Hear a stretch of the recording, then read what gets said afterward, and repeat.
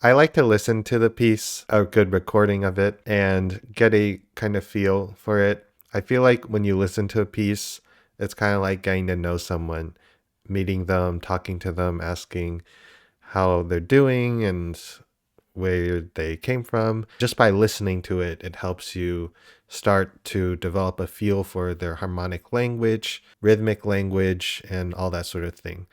So I think listening is one of the most powerful tools as a musician. And then obviously, once you get the score, zoom out and look at how the piece is structured. So if it's sonata form, if it's ABA form, if it's some complicated form, and pick out exactly what themes there are, the main themes. And usually there's a maximum of 3 or 4 in one movement. Even though a movement can be like 20 minutes long, it's actually a lot of times just a couple simple themes or parts of themes that are based off other parts of themes. Really figuring out what those themes are, what are the main characters that those themes convey. After that, then I think you can start to dive deeper into the microscope mode. I think just starting out by listening and first impressions and just getting to know a piece that way is probably the best way. And I think that definitely helps in terms of learning pieces quicker.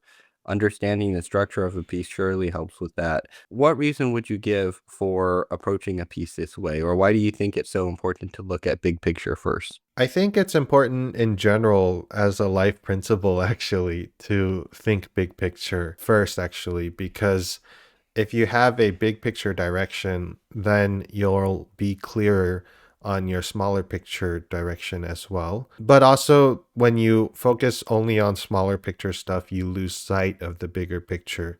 So, when you have that bigger picture, then even if little things don't go your way, you know that you're still averaging moving forward in the right direction.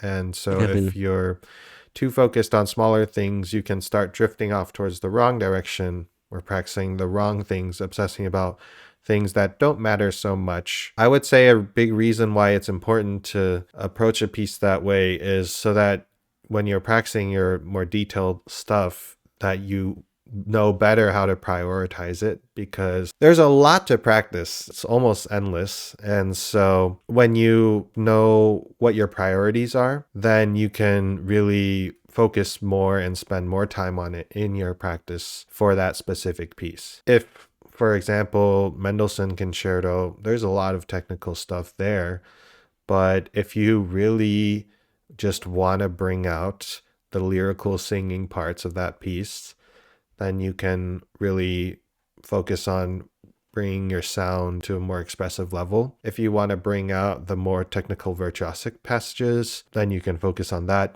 Obviously, the best performances, they kind of have everything.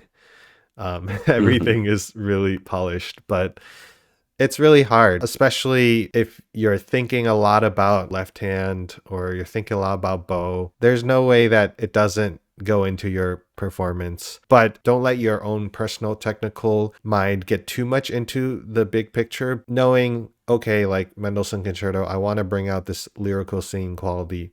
Then in my detailed work, I won't get so bogged down on maybe I can't hit the shift perfectly or this passage isn't perfectly clean. I'll still know that, okay, well, I'm still bringing out the essence of this piece, which is the lyricism. So then if I have Mhm. time, obviously I want to keep working on building it up, but I know that I'm still bringing out what really matters the most. I think these are such good points. And going along with our big picture architect mind mode, it's important to have a design for the music, to know what you're creating. And then, of course, when you're laying the bricks and all that kind of stuff, you want to do a good job so that your building doesn't fall over or that there aren't gigantic gaping holes in the middle of walkways, etc. But it's easy to zoom in so close on details and be trying to do everything so precisely that at the end, you might not even have the original structure you imagined anymore. Or it's like, oh, look at these bricks. They're so even, they're perfect. And you admire the bricks, but the whole thing is a mess. It's not even a building. It's just a few bricks really nicely laid together. Yeah. It's the same with, I think, painting too. When people paint huge murals or huge paintings, I think it must be difficult when you zoom in and you go in, there's so much detail in there.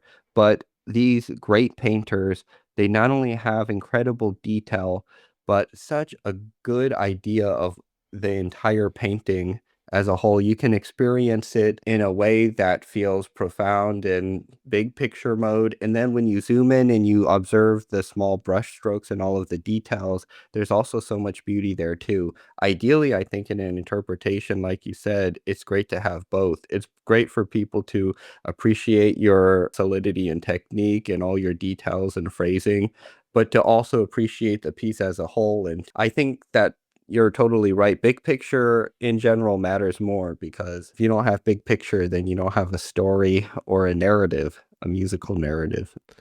Yeah, and at a very high level, most people have the big picture down, I would say. So we always say details are what makes the difference at the end, which I guess is more small picture stuff. But even still, like everything is related, and I think you'll be able to bring out more details if you know what details you want to bring out, first of all, more, Hmm. which I think comes Yeah. more from big picture.